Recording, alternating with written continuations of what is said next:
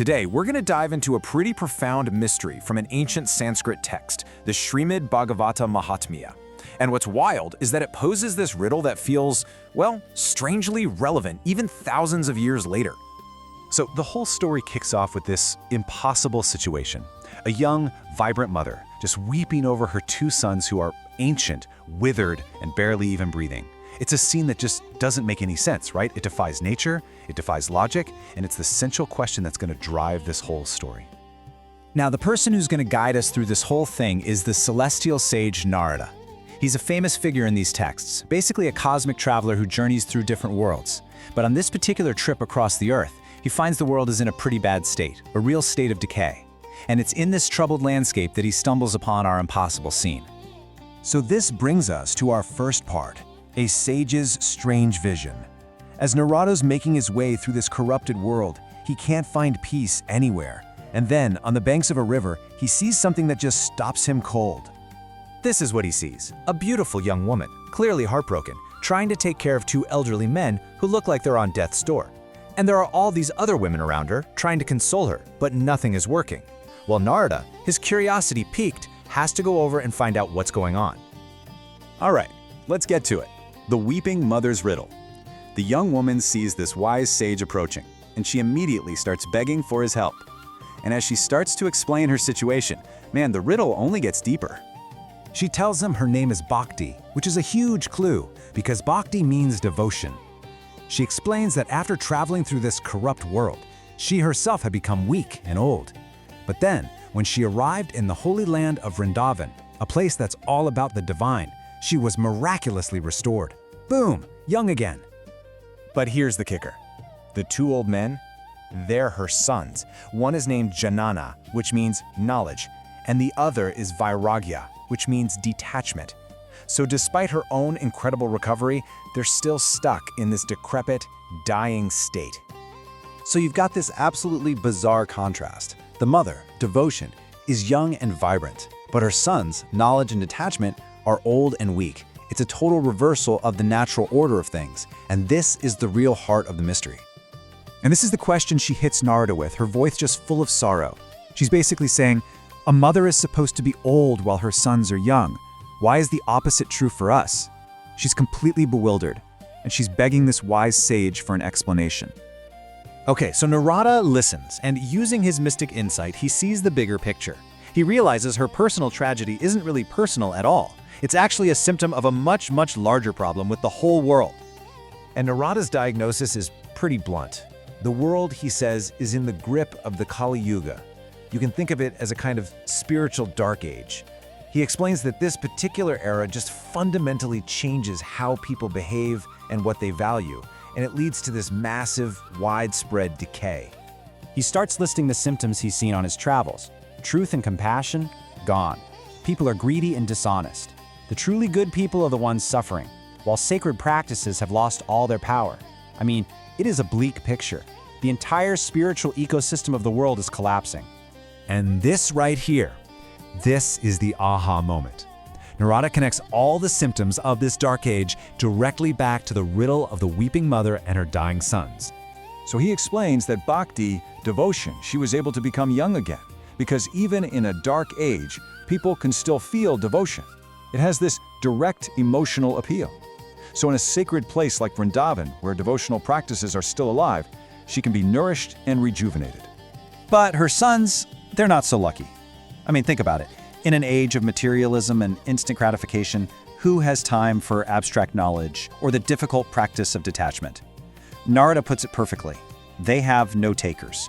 Nobody values them, so they're not getting any spiritual nourishment, and they're just left to wither away from old age. And there it is. That's the solution to the riddle. But Narada doesn't just offer a diagnosis, he offers a cure. The text reveals this incredibly powerful remedy, one that was specifically designed to counteract the poison of the Kali-yuga. The remedy is a scripture, the Śrīmad Bhāgavatam. And get this, it's not described as just a book, but as the literary form of the divine itself. Its entire purpose is to provide a path to liberation, specifically for this age of darkness. So to really understand just how powerful this remedy is considered to be, the text gives us this short, incredible story that just perfectly illustrates its supreme value. The story goes that when this scripture was first being recited, the gods themselves actually came down from the heavens. They brought with them a pot of amrita, the divine nectar of immortality, and they offered to trade it for the nectar of this story. But the sage who was presiding over the reading, he just laughed at them. His response was just devastatingly clear. He asked, "How can you possibly compare a simple piece of glass, the nectar, with a priceless gem like the Bhagavatam?" He refused the trade, sent the gods away empty-handed, and basically established the scripture's value as something beyond even immortality. So this text is presented as the ultimate solution. By listening to its stories, a person can restore that crucial balance. It has the power to not only sustain devotion, but to finally awaken her sons, bringing knowledge and detachment back to life in a world that has completely forgotten them. And so this ancient allegory, it leaves us with a really provocative thought for our own time. In an age of information overload and endless distraction, is it possible that simple, heartfelt devotion can thrive while deep knowledge and real detachment struggle to find their place? And what might that mean for how we seek truth and meaning in our own lives?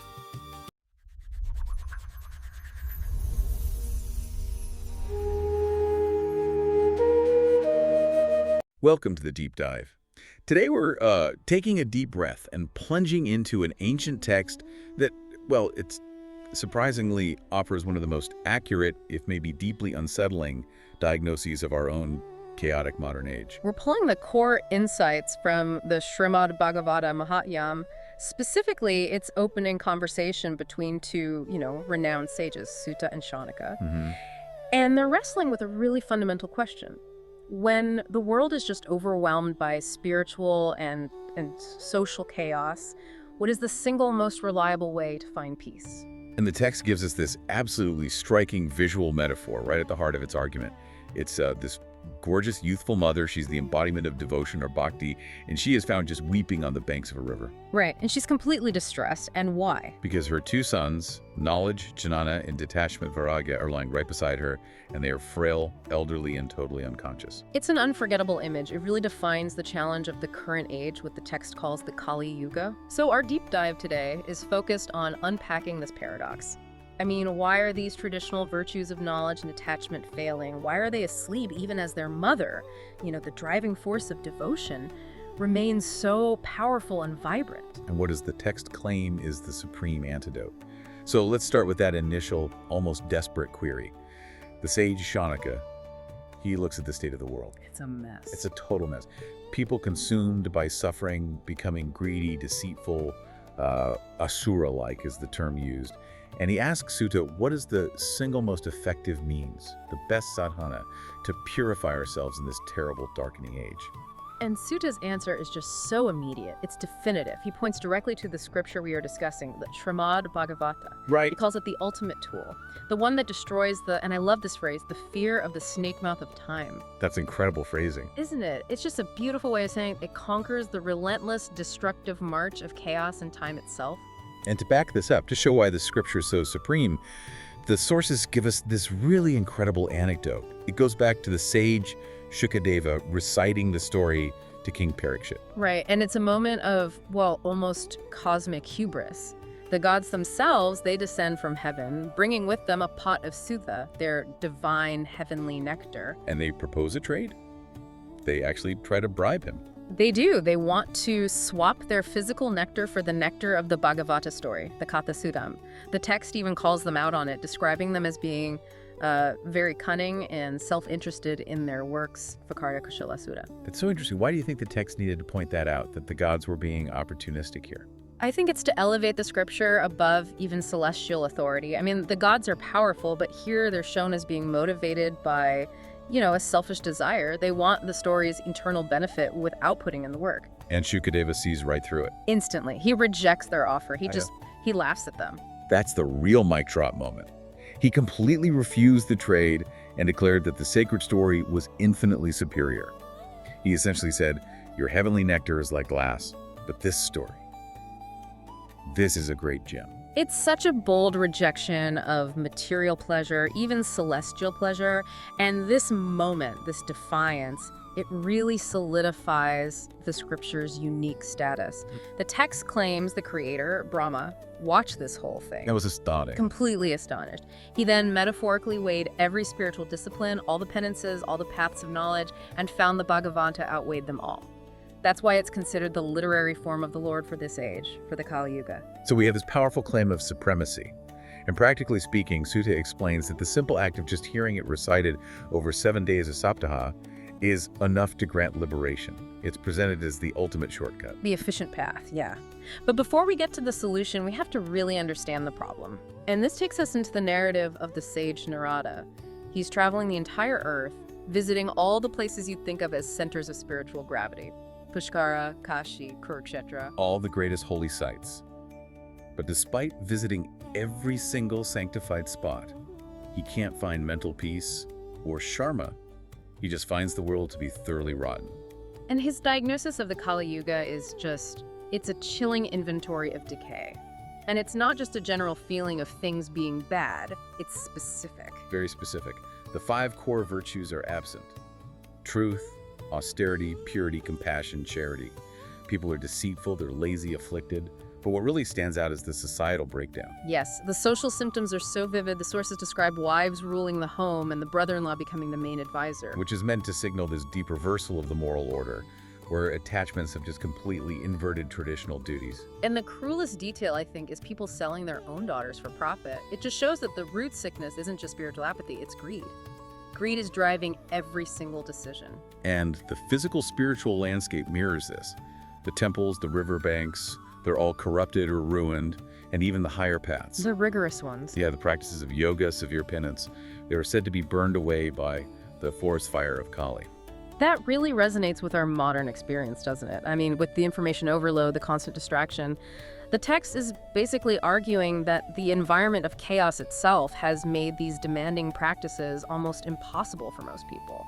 The path itself is fine, but the atmosphere has poisoned the attempt. It's like spiritual environmental degradation. You know, if the air is toxic, even the strongest person is going to struggle to breathe. So that sets the stage for this powerful scene where Narada arrives on the bank of the Yamuna River and he finds that distressed young woman. Devotion, yes. She identifies herself as Bhakti, and she reveals her 2 feeble, sleeping sons, jñāna, knowledge, and vairāgya, detachment.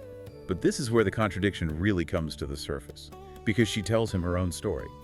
She says she was born in one region, grew old and weak in another, but the second she reached Vrindavana, the land of Krishna's pastimes, She became young again, vibrant, beautiful. Exactly.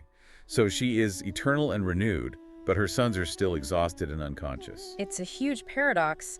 Logically, if the mother devotion is flourishing, then the sons, knowledge and detachment, they should be flourishing too. They're meant to be a package deal. Right. True jñāna should lead to vairāgya, and both of them should strengthen bhakti. Why is that link broken? And Narada, with his insight, he gives the answer. He confirms her eternal nature, but he identifies the specific societal failure of the Kali-yuga. He says her sons are old because there are no graka for them. Graka. Explain that concept, because it's so important here. It's essential. It doesn't just mean a follower, it means a patron, a buyer, someone who values and invests in something.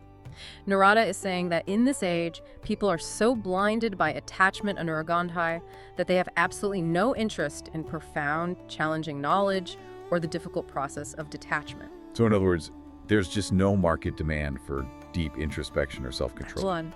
People would rather consume superficial entertainment than do the hard work of knowing the self or letting go.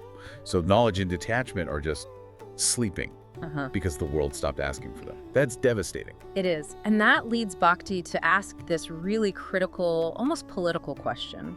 If King Parikshit, who was a righteous ruler, knew all this was happening, why did he spare this wicked Kali-yuga in the first place? And where has the true spiritual essence, the Saragon? And Narada's answer is a tragedy of institutional failure. He says practice has been reduced to hollow forms. He uses the image of husks without the seed, tusha. The discipline is there, but the vital spark is just gone. And he does not pull any punches with his examples. He calls out spiritual leaders specifically. Priests read the sacred Bhagavata not out of devotion, but merely for money kanalapina, for a tiny grain of profit. Pilgrimages are overrun by sinners, so their sanctity is ruined. And even the scholars, the learned people, are described as prioritizing material pursuits, procreating, as the text says, over the pursuit of actual liberation.